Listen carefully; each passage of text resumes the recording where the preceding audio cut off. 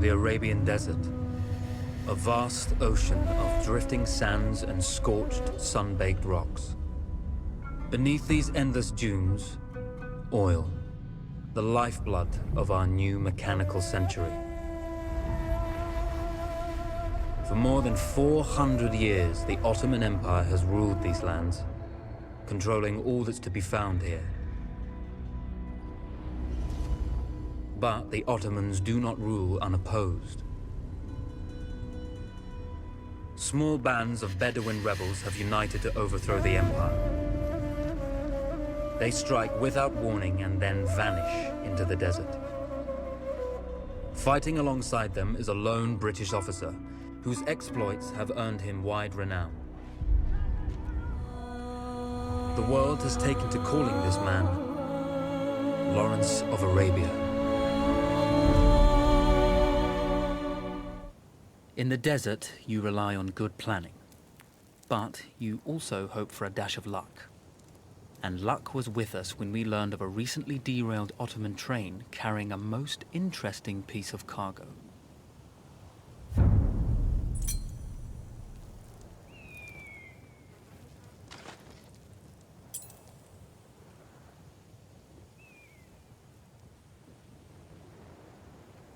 A small patrol had joined the Ottomans who survived the crash. Together, they guarded the wreckage and waited for reinforcements.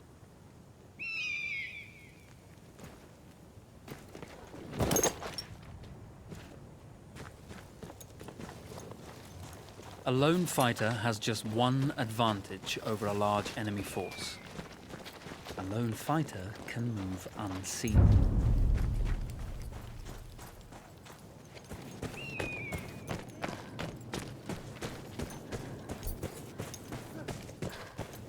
Cry havoc and let slip the dogs.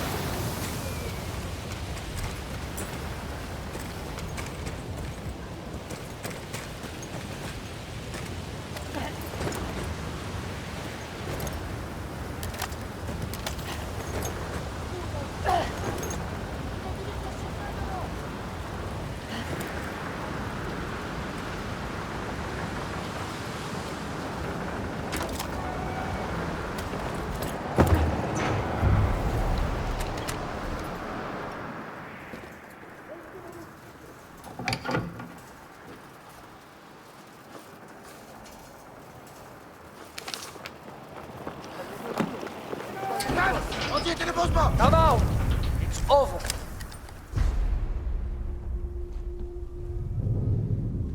Well, you did not think we would be fast enough to catch you here, did you? Lawrence of Arabia.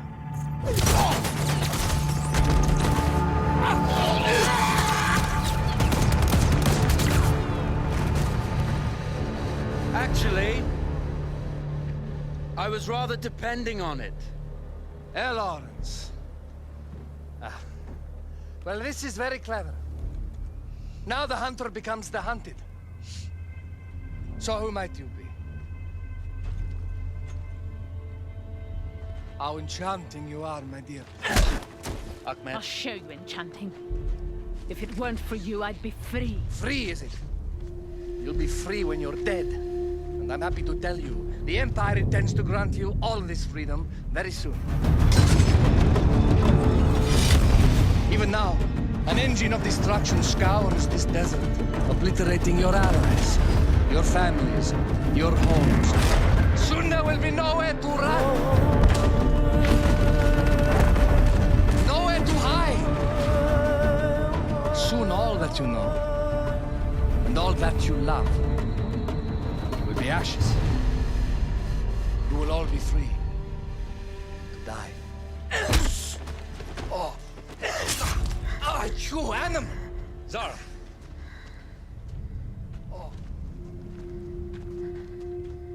Now, I understand that you would like nothing more than to strip the flesh from that man's feet and send him off into the desert naked to die.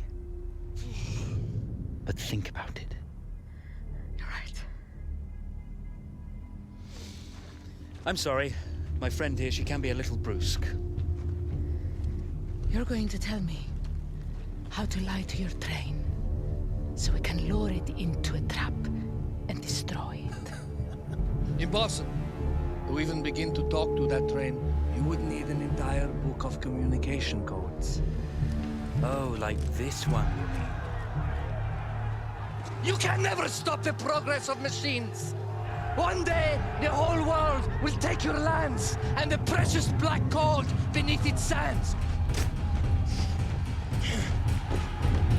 We shall see, my friend.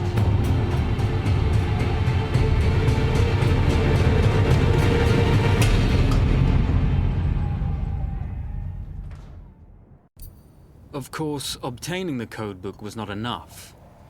To destroy this Iron Dragon, this Canavar, as the Ottomans had named it, we had to send it 3 encrypted messages telling it to stand down. There were Ottoman outposts scattered along the railroad tracks. The commanders there carried high-priority message capsules. We had to use those to send our orders. Infiltrating the village wouldn't be easy. A full detachment of Ottoman soldiers had occupied it. The Ottomans had chosen an isolated location for their desert outpost. It seemed lightly defended. It was also well stocked with arms and equipment. The ancient ruins were all that remained of a civilization now lost to time. The Ottoman Empire brought in the modern world with a host of armored vehicles and field guns.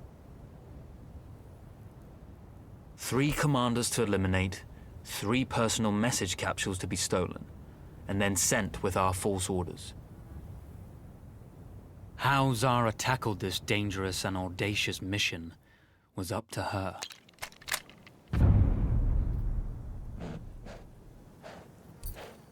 The Bedouin treasured their horses, and in return, those animals granted their riders unparalleled speed and mobility.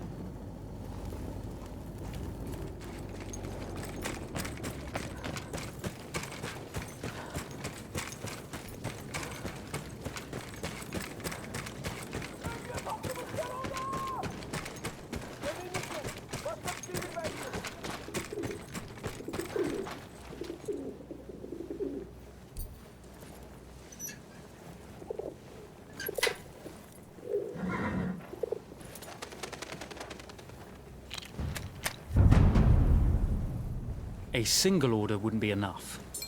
Ottoman protocol required the message to be received in triplicate before the train would acknowledge it as genuine.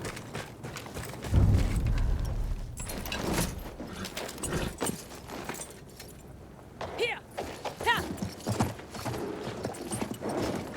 Oh!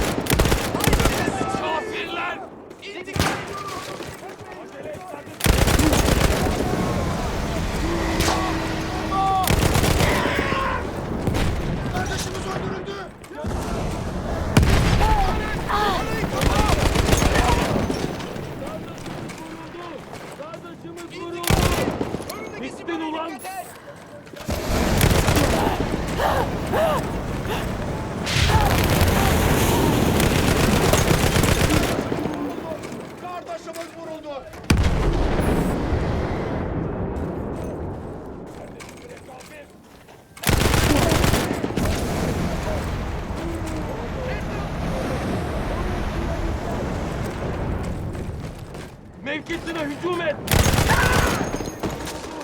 Bizden biri vuruldu!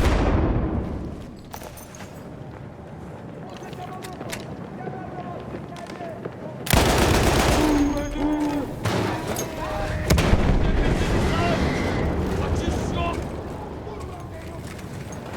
Kahpe çocuğu! Ortaya çıkmazsan gebereceksin! Gebereceksin!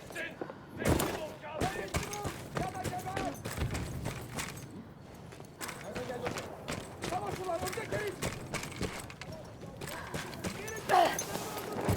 Ulan deyyus! Hemen teslim olursan işini çabuk bitireceğim.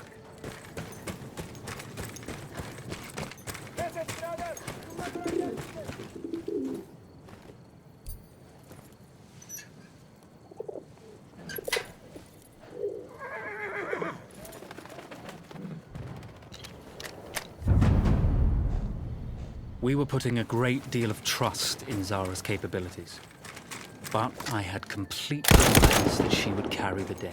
Kafirler! Çıkıp erkek böyle.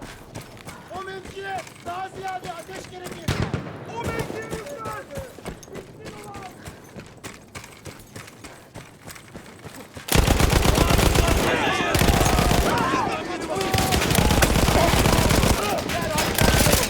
O mevkiye daha ziyade...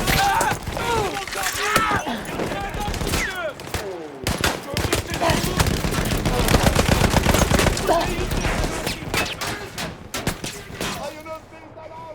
Teslim ol!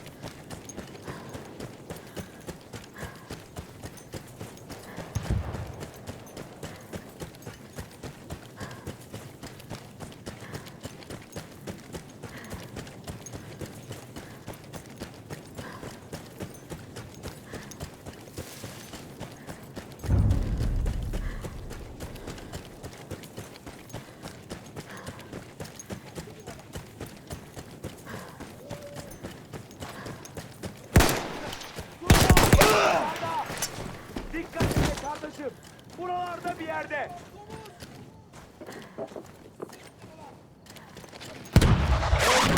Biliyorum.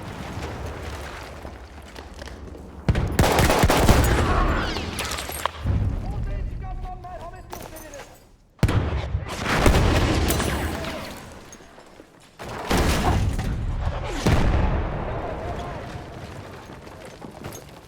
Geberme vaktin geldi!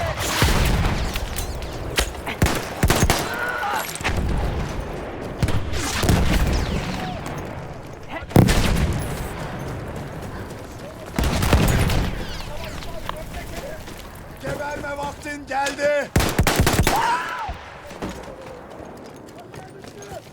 Kahpe çocuğu. Ortaya çıkarsan gebereceksin.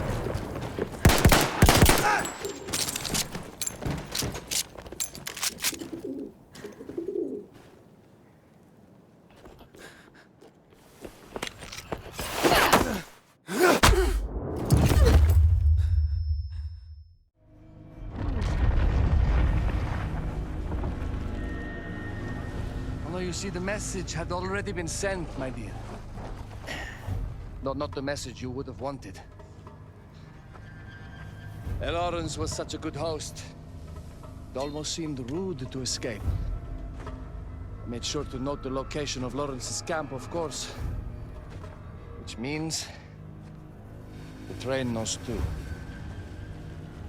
Twice, you told that train everything was clear. But I told it exactly where to attack.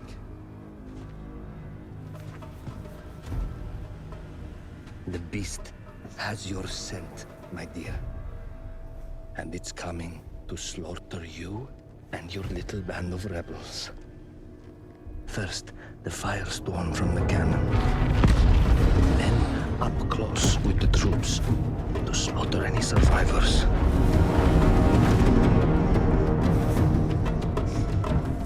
The legend of Lawrence of Arabia dies tonight.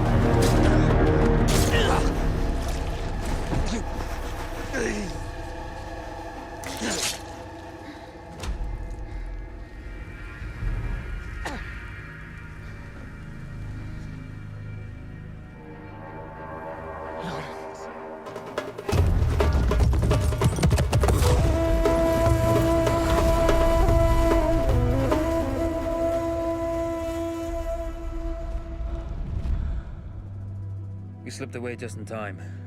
Tilkitchi was a fool to think we'd ever stay after he escaped. The carnival won't stop hunting us. No, it won't. Let me think. The train's coming a long way. So it'll have to stop to take on water. That's where we strike. Agreed. I'll deal with any sentries, then rig explosives on the track. Yes, and I'll rally our fighters. When I blow the lines, the train will be trapped.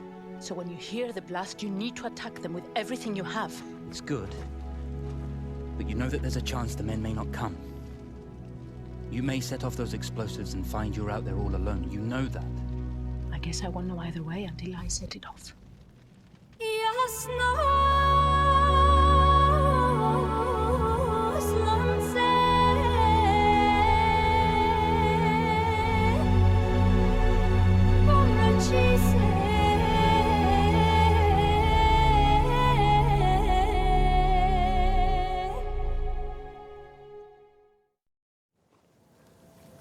Man makes plans, and God laughs. As it turned out, the small town where we would ambush the train had a significant enemy presence. Those troops would have to be dealt with before the explosives could be set.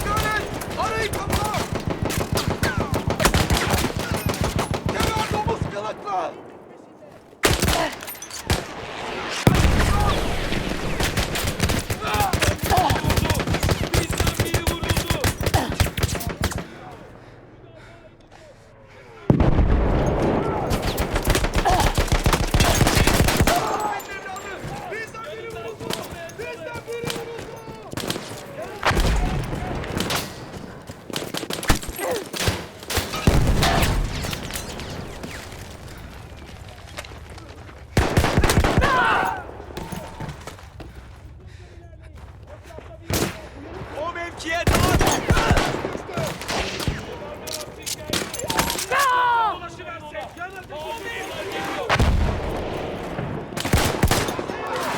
Gebereceksin! Teslim ol kafir!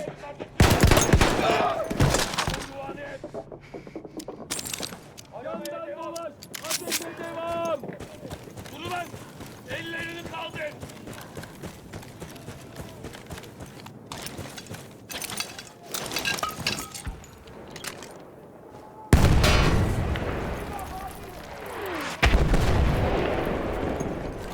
Kafalama ilerle. Etrafını sar. Öteye gitmeyin. Mevkisine ilerle! Seni müdafaa edeceğim! Uyanık olun! Acele etme! Beni müdafaa et! Biri etraftan dolaşıversin! Yan cephesini sar. Şu tarafta! Sarmaş düştü. Takviye Aferin ateşini evladım! Etrafına! Taarruzcu vuruldu! Taarruzcu vuruldu! Aramaya devam! Harekete geçin! Şu siperin arkasını kolaçan et! Buraya! O mevki! Yakında bir yerde! Pür dikkat! O mevkiye yükle! Çok öteye gitmeyin! Mevkinizi müdafaa edin! Bu taraftan gideceğim! O mevkiye daha ziyade ateş gerekir! Göz açtım bir yana! Bir etrafından dolaşıversin! Şu tarafta! Dikkat et ahmak herif! Az ileride! Yandan dolaş! Ateşe devam! Düştü! Kinlik peşinde! Her... Şurada! Önümde! Kardeşimi öldürdün! Şimdi seni geberteceğim! Geber ulan domuz! Silahlarla birazdan varır! Çıkıp teslim olasın!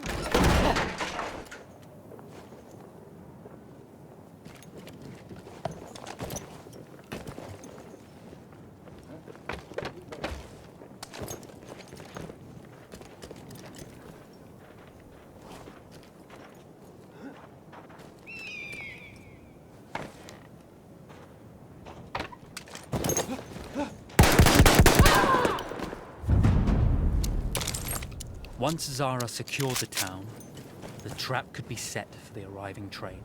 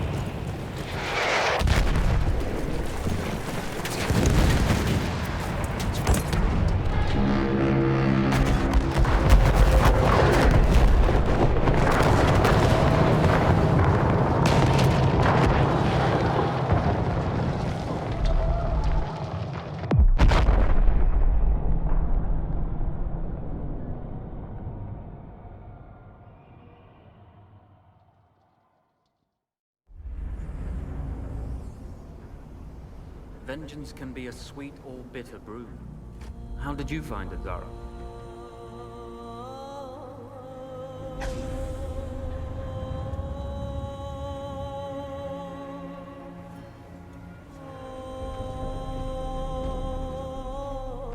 And you're right, we do need to think bigger, act bigger. Maybe even the Suez Canal.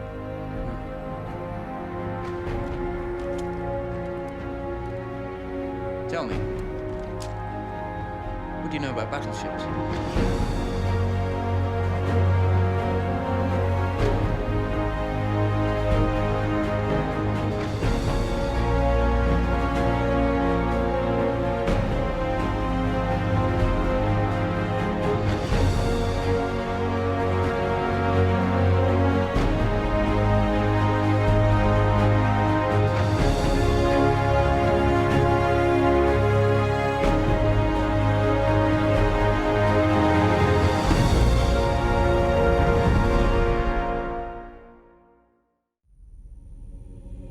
One day, all this will be over.